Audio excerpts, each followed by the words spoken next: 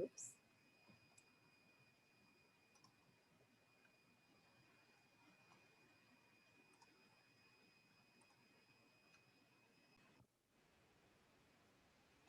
Hi, everyone. I am Ani King. I am the COO with allcounselors.com, and I am really excited today to be talking with Farah Baig, who is an LCSW, about the Muslim identity and some of the misconceptions and things that people may have, particularly when it's in a therapeutic setting. Folks, as you're coming in, just feel free to get comfortable. It'll just be me and Farah on the screen today. If you have any questions at all, feel free to hit the raise hand or Q&A button, and I'll be sure to collect those questions, and we'll answer some of them as we go, and we'll answer some of them at the end of the conversation. Before we get started and learn a little bit more about Farah, I just want to thank Integrative Life Center, or ILC, for being a sponsor for this series. Integrative Life Center, does a lot of really great work in recovery spaces. So if you want to learn more about what they do, that's integrativelifecenter.com. And again, I'm here with Farah Baig, who is an LCSW. She's also the founder and CEO of Inner Voice Psychotherapy and Consultation. And she's here again to talk to us about the Muslim identity and understanding the misunderstood. Farah, I know that you're going to talk about yourself a little bit later in the presentation. Before you get started, is there anything else you'd like to make sure that the audience knows about you? No, I mean, I'll like you said, I'll talk a little bit more later. So we'll wait till then. Sounds great. So we are good to get started then. And again, just a quick reminder, folks, if you have questions, just hit the chat button or hit the raise hand button, and I will collect those from you. All right. Thank you, Ani. I appreciate the introduction, and I'm so happy to be here. I was so happy to be asked to speak today on a topic that I feel very personally connected to, but obviously very passionate about as well. And I'm going to talk a little bit about myself in a few slides. But I created this presentation. I started creating it in 2015 when the ISIS terrorist attacks were on the rise. There was a lot of Islamophobia. There was a lot of misinformation being talked about in mainstream media. And it boggled my mind how little people know about Islam. And when they would actually interview experts, they would never interview Muslims because, as we'll talk about later, based in sort of colonialism and imperialism, white experts are more adept at speaking about Muslims than Muslims are themselves. So after getting increasingly frustrated about it, I put together this presentation. I hope that it's a lot of information. I'm used to doing it in 3 hours, so we'll do what we can in one. All right, let's get started. So first of all, the the Arabic calligraphy I'm in love with. I think it's beautiful, so I have it included here. And this here says Bismillahirrahmanirrahim, which means in the name of God, the beneficent, the merciful. And this is something that we say before we start to do anything in the day. You can say it before you eat, you can say it before you start work. It's just this acknowledgement of the greatness of God. It is really beautiful. Thank you. Assalamu alaikum, which means peace be upon you. So anytime you see somebody, you're greeting them with peace. And the response is wa alaikum assalam, so, and also to you. Here's this again, Bismillahirrahmanirrahim, in the name of God, the most gracious, the most merciful. I have Arabic art all over my house. I absolutely love it. And I include it here because Islamophobia has made every element, even the most beautiful, about Islam ugly. And you'll see, I have some images that I'll show later from scenes from movies and television shows from the scary Middle East where there's Arabic graffiti on the walls, and it's meant to incite fear in the people who are watching these television shows and these movies. And so I'm here to sort of show you that it's beautiful and it has nothing to do with the ugliness that the media puts on it. So who are Muslims and why are we talking about them? There are, and this number is a little bit old, but there are almost 2 billion Muslims around the world and 3.35 million Muslims in the United States. And it's the second largest religion in the world, yet it's so incredibly misunderstood by both non-Muslims and Muslims alike. There are so many countries that have Muslims living in them. You think about around the world, and I think I have a graphic as well coming up. Among all of the countries and all of the regions, there are so many different countries and countryside and urban areas. So people are experiencing this religion, this vast, deep religion, very differently. So there might be some tribal influences in one part of the world that interprets Islam one way, and then another area of the world that interprets it differently based in their culture and their family. And so what we're going to be talking about today is very basic tenets that no matter where you are in the world, Muslims agree upon. So Islamophobia and discrimination and hate crimes, we're going to be talking about that as well. And so much of the Islamophobia and discrimination actually limits rights and freedoms of citizens and people around the world. 15 to 25% of Muslims report anxiety and issues with mood. They report marriage issues. Bullying is a huge problem in the schools, and 1 in 4 incidents are actually done by teachers, which seems really hard to believe. And with regard to discrimination, the average prison sentence of Muslims is actually 4 times higher because they're actually Muslim. And there's a lot of research out there where they have this in there, and it talks about it. It basically illustrates for us the bias that there is in law enforcement.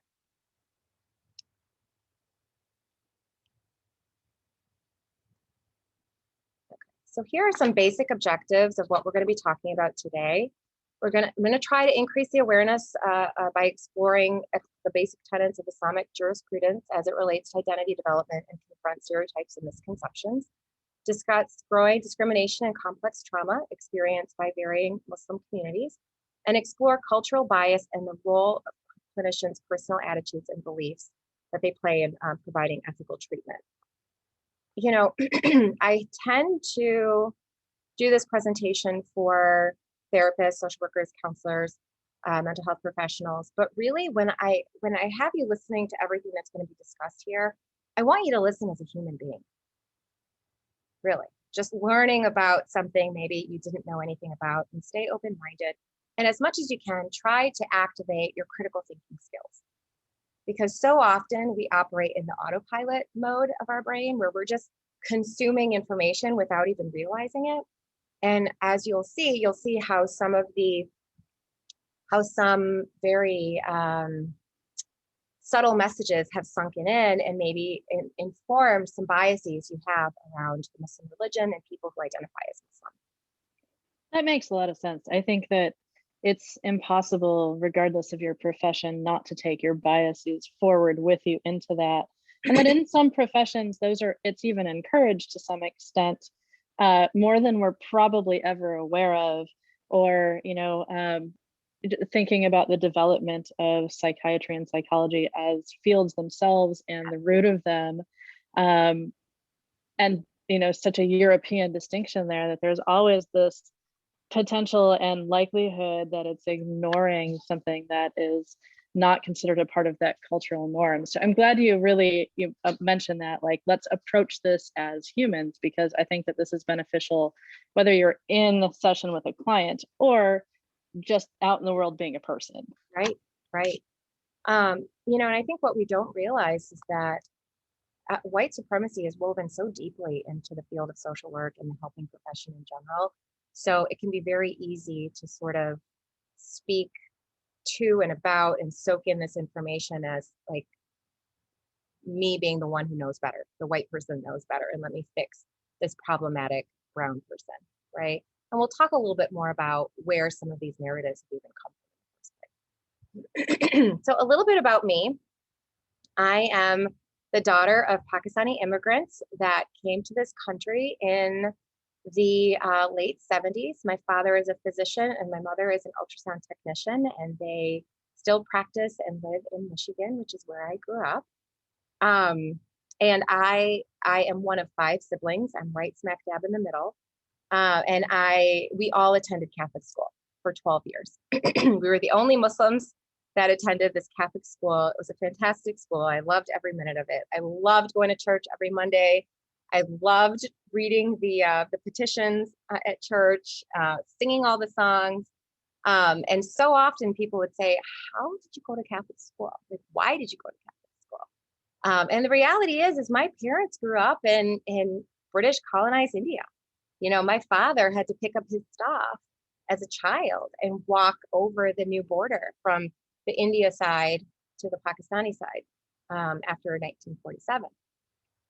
So they're used to nuns and seeing churches and all of that. So they actually see the wisdom in having God spoken about every day at school because we believe our God is the same as the Christian God.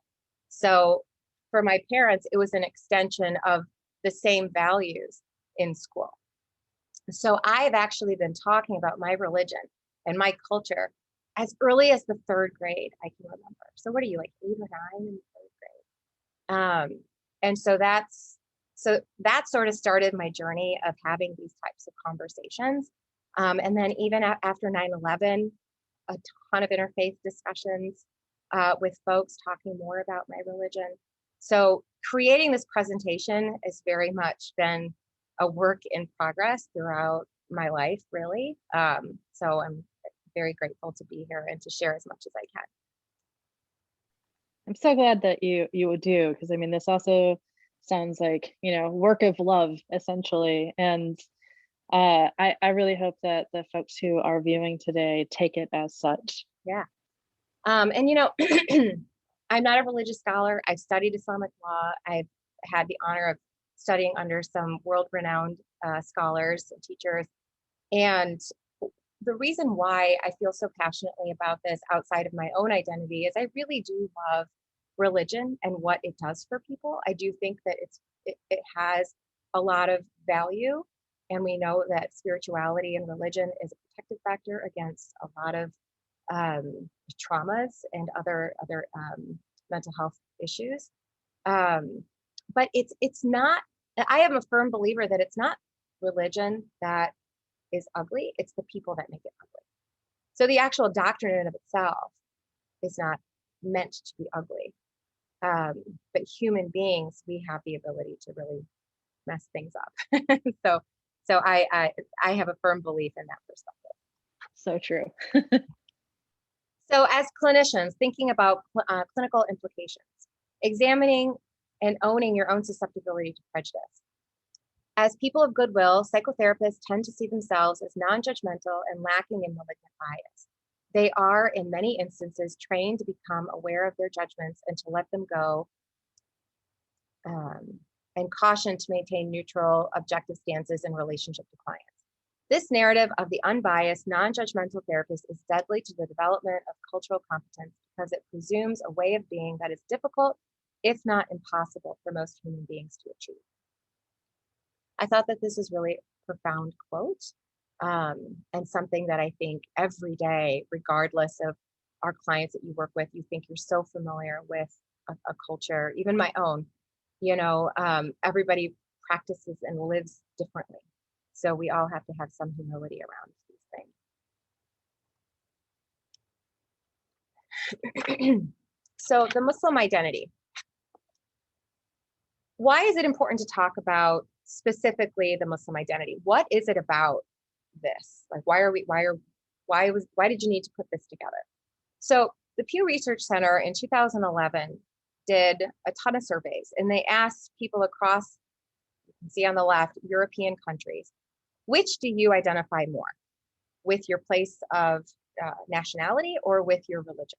So you can see on the left, you have Western Europe and how they identify largely through their nationality. And on the right, you have a number of largely Muslim countries. And you can see when asked, they identify as a Muslim before they do their country of origin or nationality. And a similar occurrence is true for people who identify as Jewish, who live in Israel. They may identify more as a Jew over an Israeli, for example. And that's because there are so many pieces around the Muslim religion that define your identity, it's hard to remove the two. So to this day, I very much identify as a Muslim even before Pakistani, even though I am American born. So I also almost always include my middle name, which is my maiden name, Hussain, because I have the privilege of passing as someone who might not be Muslim. And I say it's a privilege because someone who very visibly, whether that maybe they have a headscarf or a beard, they don't have that privilege and may be more susceptible to discrimination.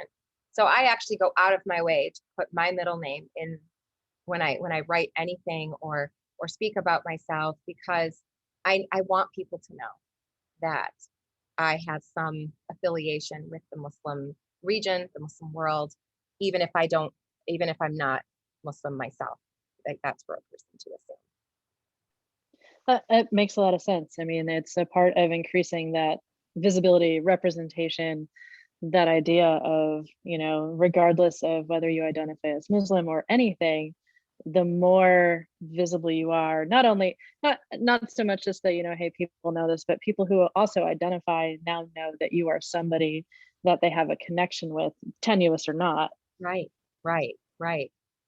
And I would see that early on in private practice where I got clients from all over. They know Farah as being a Persian name and Farsi origin. So they're like, maybe she's familiar with Iranian culture, right?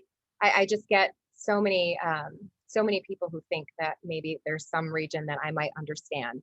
Because I think it's hard for people to find therapists that connect with their culture. So here's that map that I was talking about.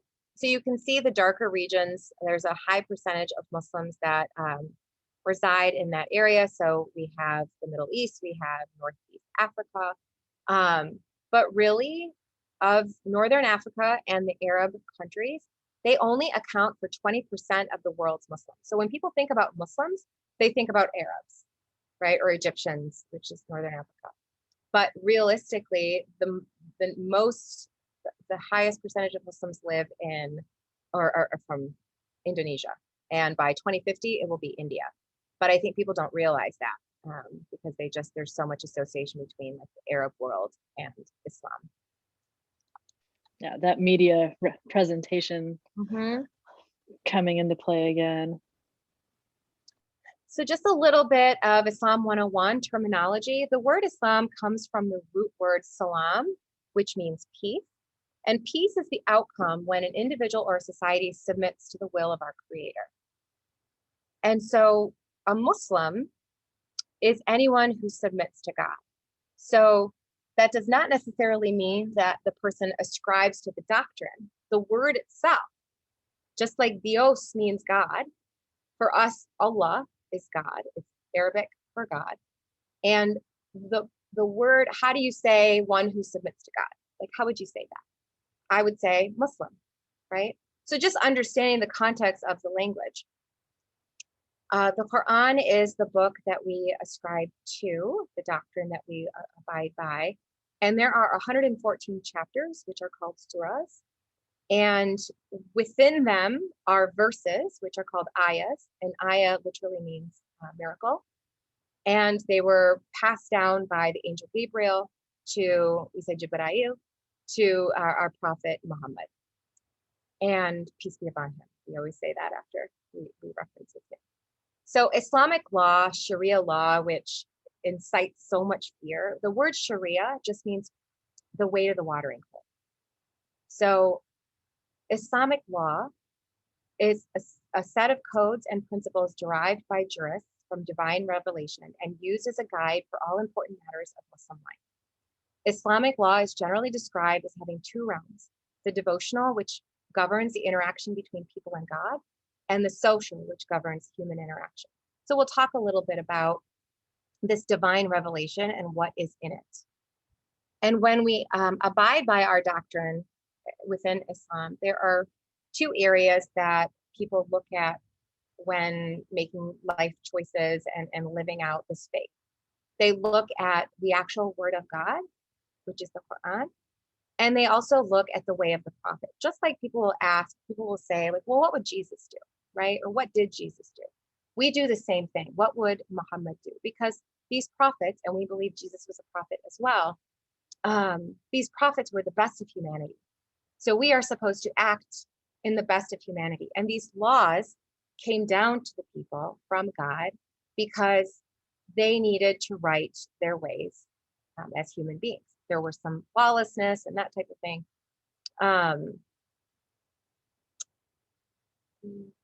There.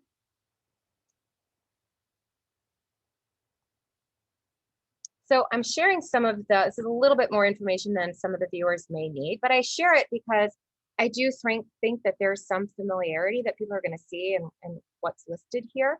So the basic articles of faith that Muslims have to believe is belief in one God. Actually, this is the only one that if you don't believe it, takes you outside of the faith. You have to believe in one God. Belief in the angels. So you can see Gabriel, Michael, Raphael, some of these familiar names.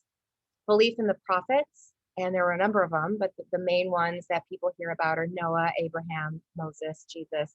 We say Musa, we say Isa for Jesus, when we say Noah for Noah. Belief in the divinely revealed books, the Torah, the Psalms, the Gospel, and the Quran. Belief in the Day of Judgment, and belief in divine decree. So this idea of divine predestination and free will. One thing also to note, I do have a few quotes from the Quran, and I will have one here in chapter 2. Say, we believe in God and what was revealed to us and what was revealed to Abraham, Ishmael, Isaac, Jacob, and the tribes, and what was given to Moses and Jesus, and what was given to the prophets from their Lord. We make no distinction between any of them, and we acquiesce to God. So this is in the second chapter of the Quran. And just so people know, anytime you see an English translation of the Quran, that is all that it is. It is not the actual Quran. The Quran has not been altered from its original state. When all of the verses of the Quran came down to the prophet through the angel Gabriel over the course of his prophethood of 23 years, they came down and were memorized. They were memorized by the disciples, if you will, the Sahaba, the people who surrounded themselves around the prophet. They memorized it, and people still memorize it to this day. So that is the actual Quran, not necessarily this translation, but not everybody knows Arabic, and that's where I think sometimes things can get misrepresented because they're actually translations. So there are, excuse me, 5 pillars of Islam: the declaration of faith, the Shahada, Salah, prayer, Zakat, charity, Saum, fasting, and Hajj being the pilgrimage. The declaration of faith, or the Shahada, there is no God except for Allah, and Muhammad is the messenger of God. So this is the only thing, like I said, that if you deny this, you are outside the fold of the religion. Everything else, there's gray.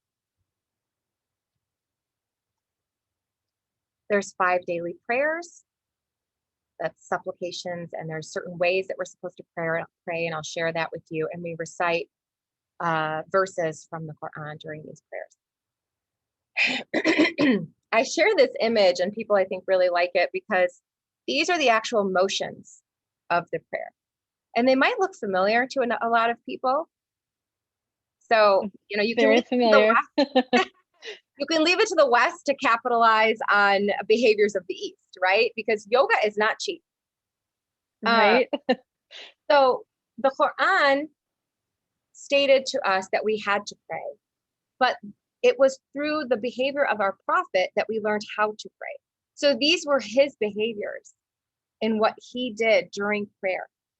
And as you can see, it's very similar to positions that some of the viewers at home likely have already performed today. So again, trying to illustrate the similarity You know, so often Muslims are othered. And what I'm trying to do here is not just share with you the faith, but also illustrate the similarity between Islam and probably anybody who's watching today. So charity, zakat, is probably behind prayer one of the number one elements of Islamic tradition. So zakat is a required tax on certain types of wealth and assets to be distributed to the needy at the end of a lunar year. And the standard rate for that is 2.5%, which is kind of an estimate that was made. So it serves two important principles. First, members of society have a moral responsibility to provide for the less fortunate. The needy have a right to part of the wealth present in the society, even if God has allotted it to others. Second, society's monies have become tainted through greed, corruption, and theft, that as a result, its spiritual blessing is decreased. The only means to purify the entire mass of wealth is to pay out the purifying alms to the rightful recipients, the people who were denied these monies. Which is not dissimilar to, you know, acts of tithing for people in certain Christian sects as well. Yep. Exactly. The first part, at least. Yeah. Sadaqah is a voluntary charity that you can give at any time during the year. Here is another line from the Quran in chapter 2. They ask you, what shall we spend? Say, whatever you spend of good is for parents and kin, and orphaned and the needy and the traveler. And whatever good you do, God knows all of it. So just to share a little bit of some larger donations that were made that people didn't know. We're not also, when we make a prayer for something or someone, or when we give a donation, it's not supposed to be really spoken about. There's an element of modesty that's in our faith and culture. So sometimes even saying all this feels a little uncomfortable. But in August 2019, the Muslim Bailout Fund raised $150,000 to reunite migrant families detained in immigration jails. In October 2018, Muslim raised more than $200,000 to help families affected by the mass shooting at the Tree of Life Synagogue in Pittsburgh. And in February 2017, Muslim activists raised more than $60,000 to repair a Jewish cemetery damaged by vandals in St. Louis. And in October 2016, I don't have that on here, a teen vandalized an Arkansas mosque, and the mosque actually paid his fine. And they said if they didn't help, this child would be destitute. And if he knew who we were, he would not have committed the crime. That makes so much sense, the idea of looking for the need instead of looking only at the singular act, even if it's not like, even if it's bad, but that who is the person, and is there a way to help them, right, so that this is not a thing that happens again. Right. Well, that's exactly right. Like, they paid his fine because once he finished serving his penalty, it would have been very challenging for him financially to have paid his dues, so they paid it for him. Fasting is the next one we'll talk about. And during the month of Ramadan, so you can see it's the 9th month of the Islamic calendar. There are 12 months, just like the Gregorian calendar, but the Islamic calendar is on a lunar calendar, or the lunar cycle, which is about 10 or 11 days shorter than the Gregorian calendar, or the solar calendar. So Ramadan, the month actually moves throughout the year. So we are just finishing up some of the hardest days. So fasting is from dawn till dusk. Dawn till dusk. So from the minute the sun rises to when the sun sets. And that changes during the year. So fasting is shorter during the winter months than it is during the summer months. So I think we're all looking forward to when it gets a little bit shorter. I was gonna say, especially because I'm in Michigan, and like 9:20 or something right now, sunset, 9:23. Yeah, you get to that peak of summer where it's bright from 6 a.m. to 10 p.m. That's a long day. It's a long day, and no drinking and no eating. So no drinking water either. And some people are like, even water, no water, no water. So and this month is meant for reflection and discipline. So just in a lot of reflection and prayer, and spiritual healing.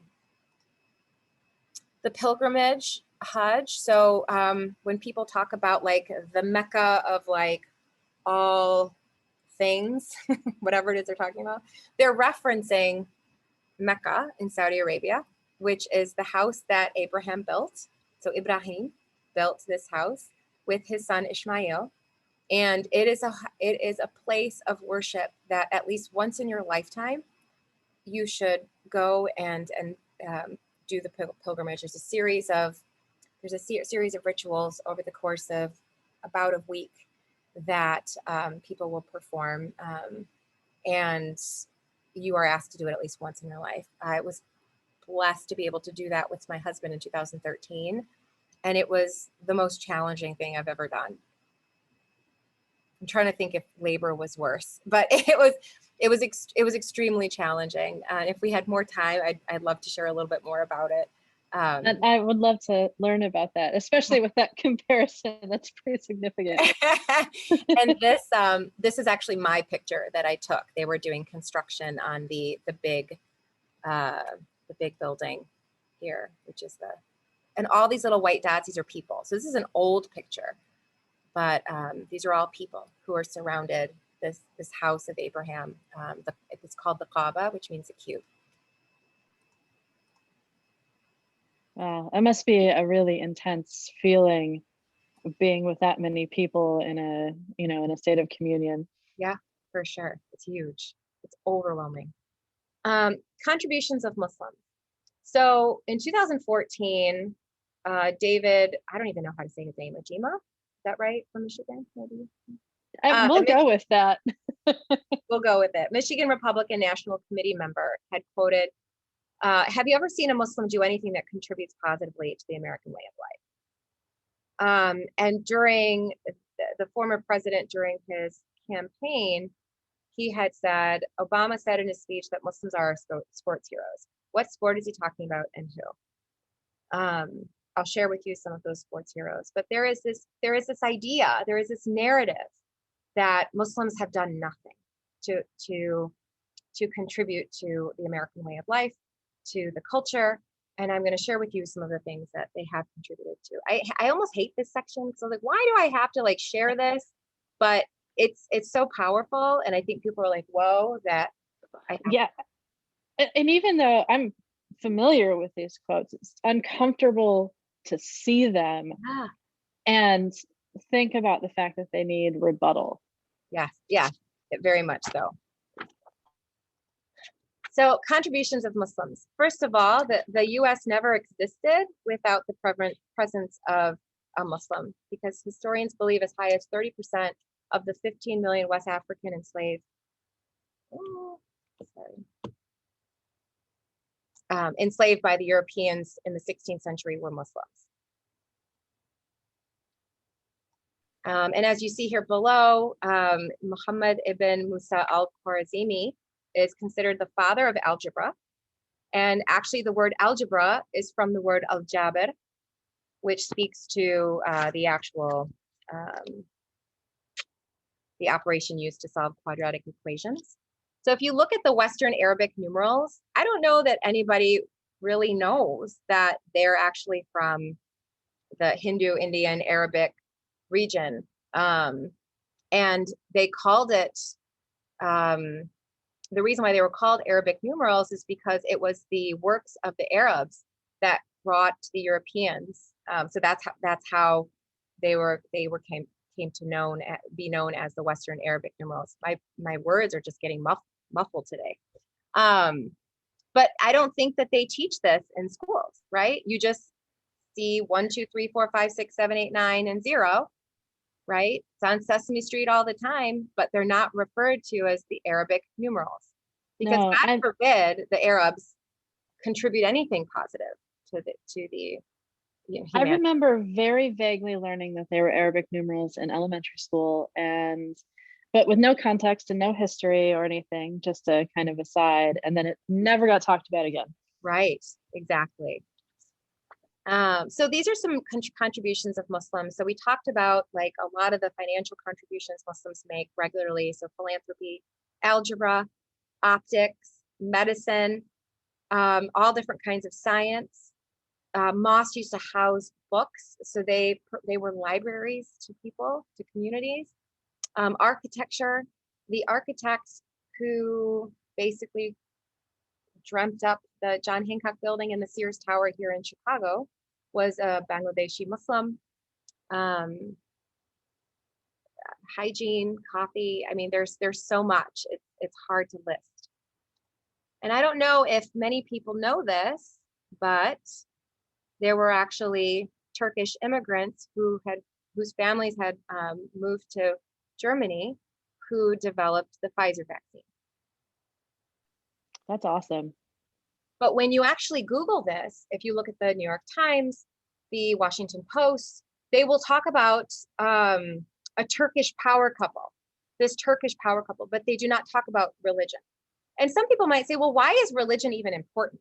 Well, because when anything bad happens, the first thing that people will do is talk about somebody's religion. Well, they're Muslim, right? This person killed these people and blew this building up. Well, they're Muslim. So much so that people have this dark image and belief that Islam is this terrible religion that teaches horrible things. And so when something positive happens, they want to erase any contribution of Islam. And it's systematic, and we'll talk a little bit more about that. But I wanted to share this because I think so many of us are alive today because of this vaccine. So the National Geographic Company has published a couple books that are pretty cool. It came out in 2012 that talks about the Muslim civilization and the contributions that the Muslim civilization has made. So if anybody is interested, there's a lot of terrible, quote unquote, facts out there about Islam just on the internet. So I always caution people about just going to the internet, but the National Geographic is a reputable organization and they have these books for people to check out. That's great. I'm glad you shared that. Yeah. Famous Muslims, here are the sports athletes that are familiar. They're scholars and activists and politicians, engineering and entertainment. The list is it's never ending. There's actually quite a few Muslims. I know that I'm missing a lot of people, but you might recognize some of the people on this list. So women in Islam, it's a huge topic, right? You know, women are treated really poorly. We all know this in the Islamic tradition, which is not true. It might be true in some patriarchal cultures that I had mentioned, the humans that make the religion ugly. So there is truth to that. I do think poor treatment of women is a global problem. It's not an Islamic problem. Absolutely. Right. So here are some famous women who are Muslim. Some of them, again, like athletes, heads of state, models, professors, and everybody looks different, right? There isn't a single way that a Muslim looks. So this is a story. So this was like the life of the prophet. So this was a story narrated by someone who had seen the prophet do this. So a man came to the prophet and asked, "O messenger of God, who among the people is the most worthy of my good companionship?" The prophet said, "Your mother." The man said, "Then who?" The prophet said, "Then your mother." The man further asked, "Then who?" The prophet said, "Then your mother."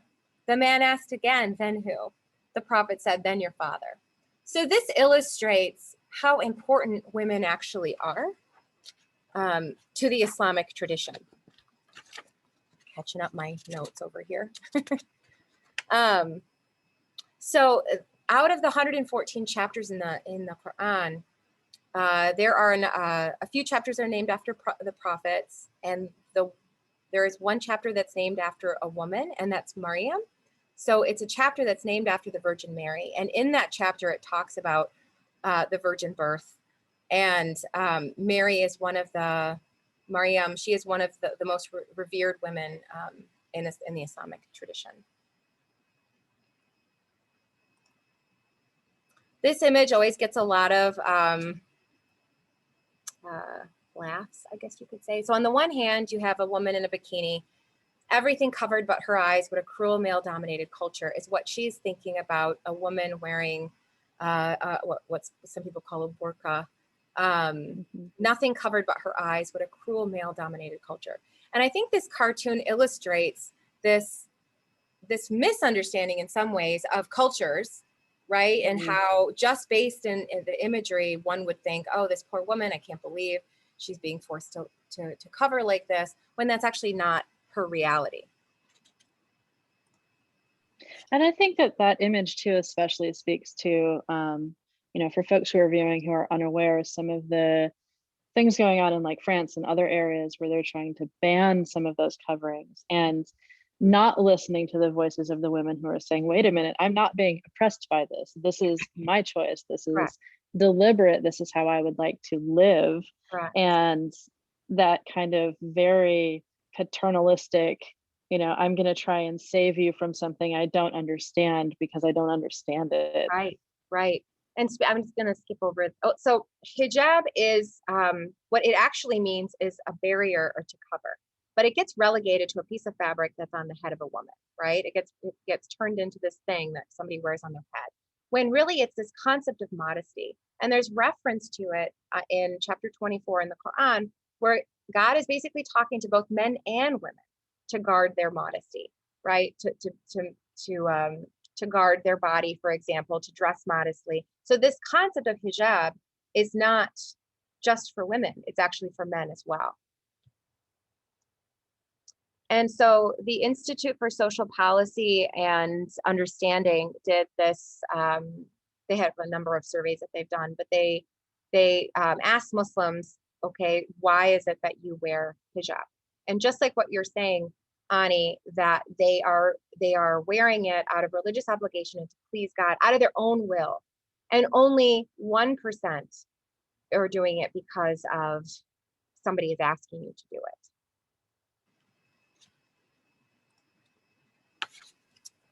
it. Also, just real quick, folks, we have got a little over 15 minutes left. So if you have any questions at all, again, please feel free to hit that chat button or raise hand button. And I will be happy to pass your questions on either as we're going, if it's related to a section we're on, or at the end before we end today. So sorry for interrupting, and thank you. That's okay. I just wanted to go over, there was a few other things about women in Islam, but I think people have the point that it's not, actually there's a lot of things that, I should just share this, to be honest. So there's actually 5 rights that Islam gave to women before Western feminism that people don't actually realize. And that was the right to vote. So in the Islamic culture, the right to own property and wealth, the right to an education, the right to work, and the right towards modesty. Like that it's their body is theirs and they can actually wear what they want to wear.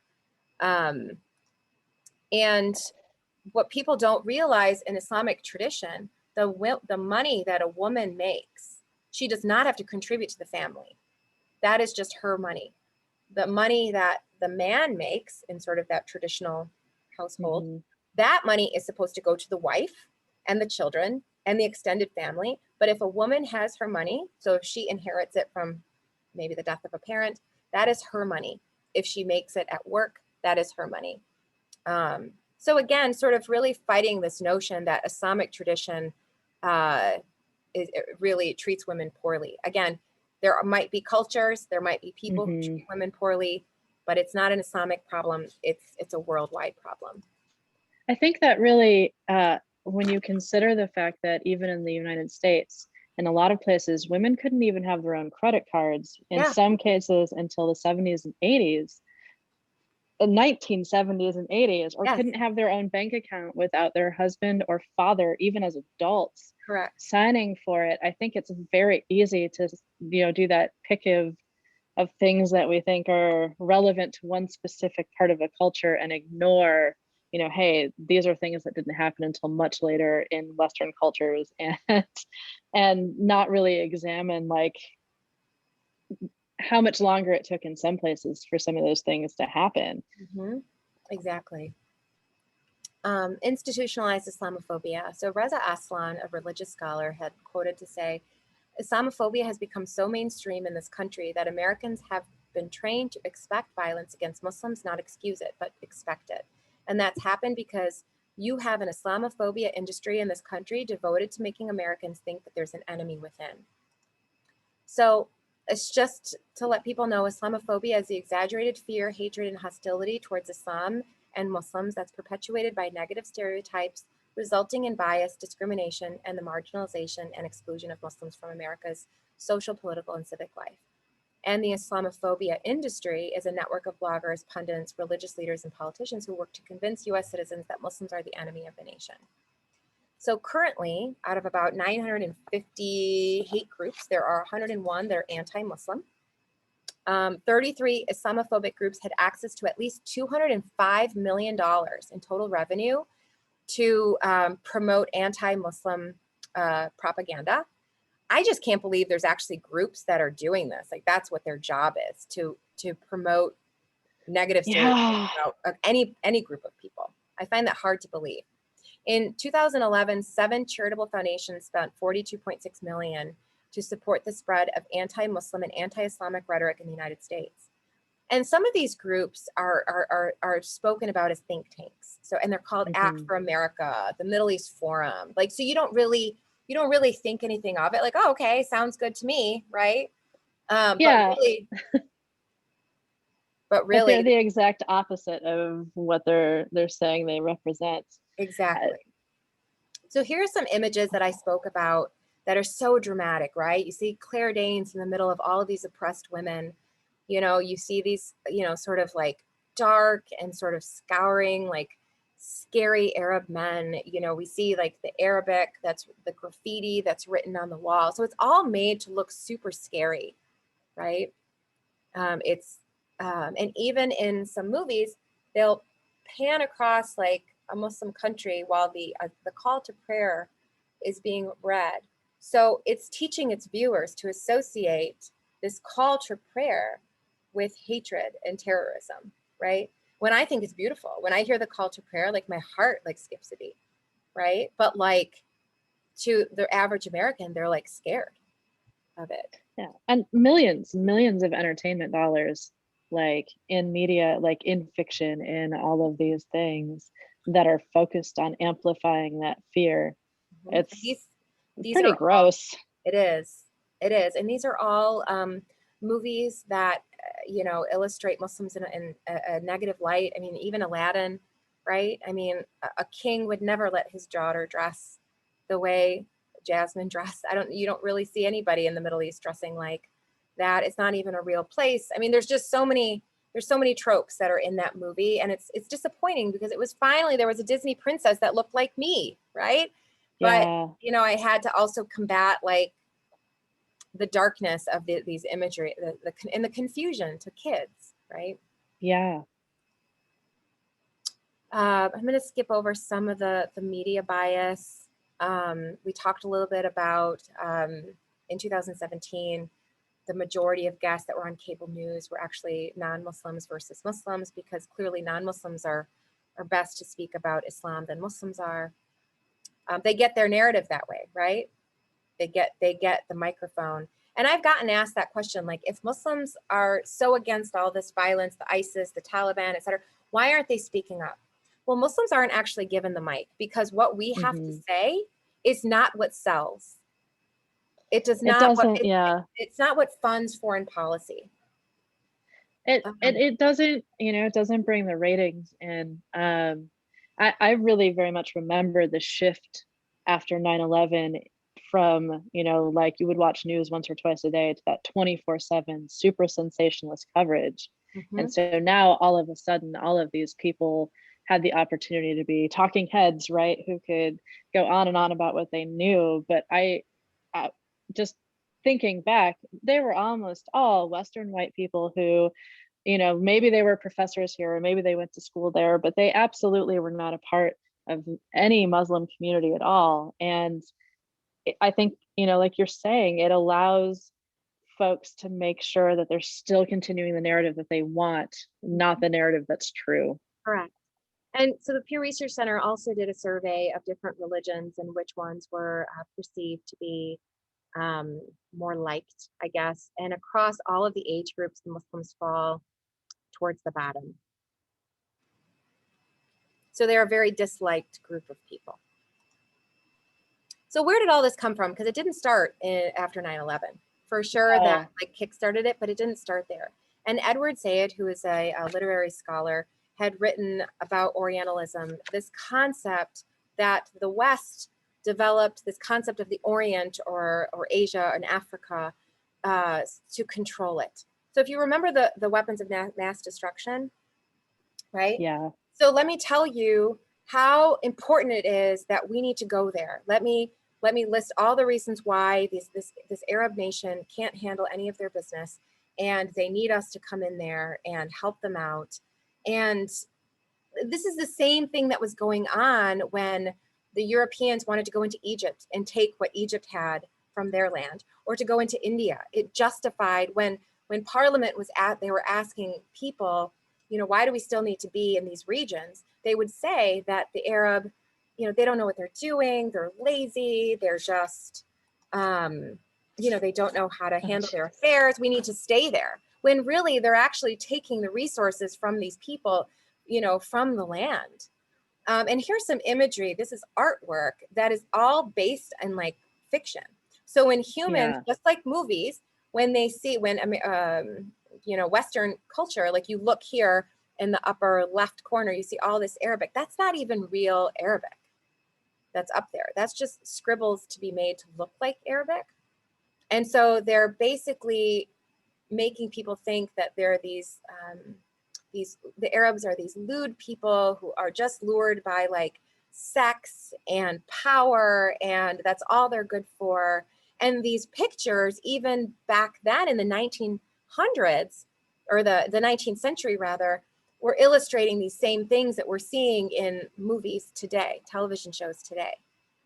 And you see modern day Orientalism by this banner that was put out in 2019 with the logo of the RCCA, which is the Illinois Republican County Chairman's Association. A group that helps to elect Republicans in the state, drew widespread criticism from both sides of the aisle after it posted a photoshopped image of these four congresswomen with guns labeled the Jihad Squad. And this is permanently just hard to look at, you know, these four women who are working on doing so much. They're all women of color. They're all women of color. And just that application of, like, I don't know, it's just one of those ones where like every time I see it, it's so hard to look at this and not be very angry. And the beloved Cubs in Chicago, the owners are the Ricketts family, and the father, Ricketts, Joe Ricketts, his emails were broken into, or somehow was disclosed in early 2019. And he was, in some of his emails, had said Christians and Jews can have mutual respect for each other to create a civil society. As you know, Islam cannot do that. Therefore, we cannot ever let Islam become a large part of our society. Muslims are naturally our enemy due to their deep antagonism and bias against non-Muslims. We must all recognize that Islam is a dangerous element in our society due to its radical aspects. This family, I don't really care for the Cubs, but this family has a lot of money. So when you think about all the money that's going to those hate organizations, they are being funded by sports teams that people love, right? That my husband loves. When this came out, it hit him hard. It hit a lot of Cubs fans, people of color, hard, because it was just like, oh my gosh, right? Like these people who own this sports team are saying all these racist things. And I know Joe Ricketts doesn't have much to do with the organization, but the apple doesn't fall far from the tree. And I mean, also the money. Like, I think it's important to be aware of where funding comes from, because there's a point where you're deliberately choosing to support that, whether you intend to or not. Absolutely. Absolutely. You want to just go see a baseball game, but guess what some of your dollars are going towards? why is all of this, why are all these imagery, why is this history so important? Because it informs this unintentional bias that people have when they hear these things, they see this imagery, and it becomes sort of automatic. Like you may, I think, what is it? 62% of Americans don't even know a Muslim or something like that. I'd have to double check that stat. And yet they're electing officials who are making laws that limit rights of Muslims based in all of this propaganda.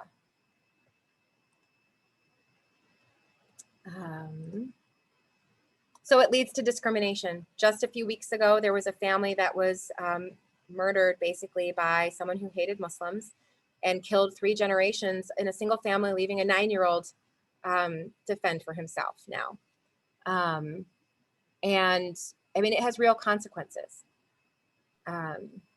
It really, yeah, really does. And I think too, you know, we've got just a few minutes left here. I think when it comes to therapists and other mental health professionals, knowing this is really important. How are you going to help your clients out if you don't have at least some understanding of the way some of these things work?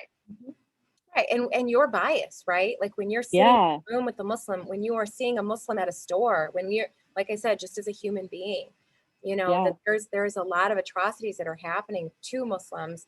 There is a lot of discrimination that's happening, and we're not bringing it on ourselves, right? Like there's a whole system underneath that people need to be critical about.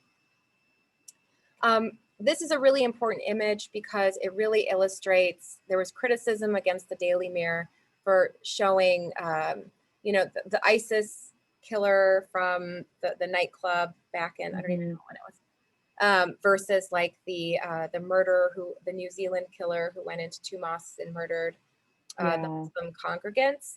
You can see how they're being described, like the angelic boy who grew into an evil far-right killer versus the ISIS maniac who killed all these people in a club.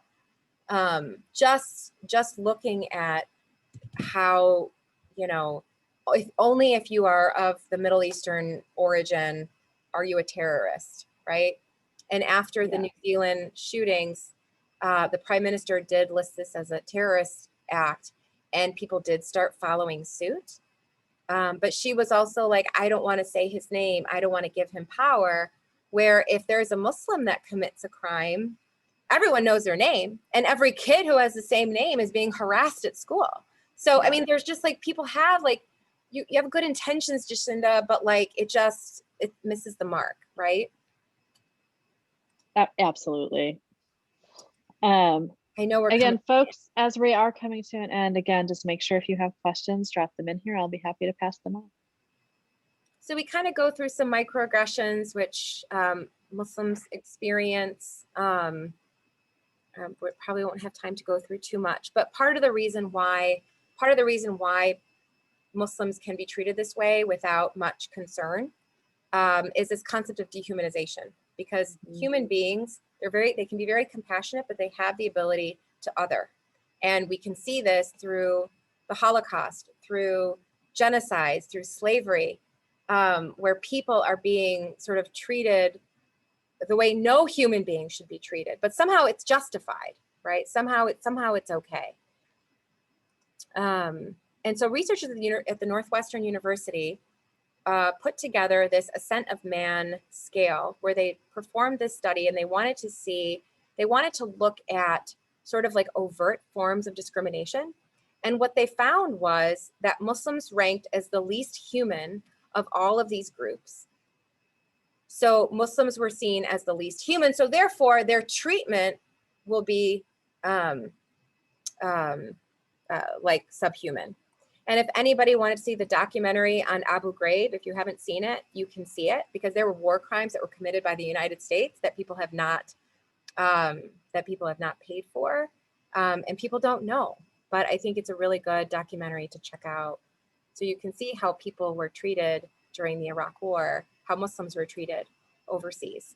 Absolutely.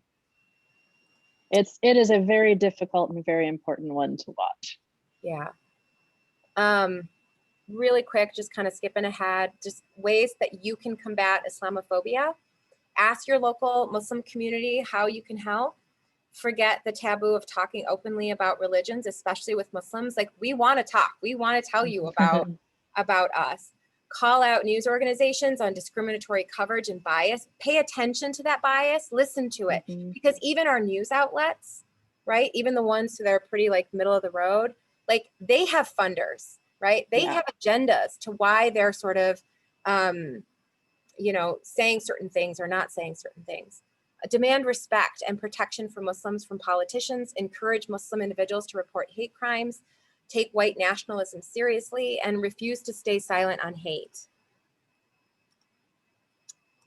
The Muslim identity is so vast and it exists so differently amongst us Muslims that you really, like, one size does not fit all. When you have a Muslim in your office, or no, like, everybody is so different. So really getting to know them and what Islam means to them, and notice any biases you have even in their story, because there has been a lot of religious abuse. There has been a lot of misunderstandings within the Muslim community. So there are kids who are growing up hating the religion because maybe the way it was taught to them was really incorrect. And if I have this bias, oh yes, Islam is terrible, and I have this child in my office, I'm going to support this kid to, like, oh yeah, I hear you, this religion, yeah, it sounds terrible, you know, it's what I hear on TV too, right? Yeah. So maybe you should leave your family, maybe you should take off your hijab, maybe, you know, and your bias is informing some of the work that you're doing with clients. And not necessarily considering whether or not there is a needed connection that needs to be healthier, and exploring that. Yeah, as a part of their cultural identity, and like redefining it for themselves. That makes a lot of sense. Farah, thank you so much for being here today. This has been really helpful and educational for me personally, and I know and hope for the people who've been viewing and folks who will watch this later. For anybody who is watching now, just be aware that we'll have this up as a replay within the next couple of days too. So if there's anything that you want to review, you'll be able to. Farah, is there anything you wanted to close with before? You know, I have my email address up there. You have my contact information. If people have any questions, it doesn't matter what it is, please email me. I would much rather point you in the right direction, the right resource, than for somebody just to Google, because again, all of that money is being funded into these websites, into this misinformation machine. So please reach out to me or reach out to a local mosque to ask questions. Awesome. Thank you again so much. Thank you. Folks, this has been an absolute pleasure. And again, we will have this up for a replay. Appreciate everybody attending.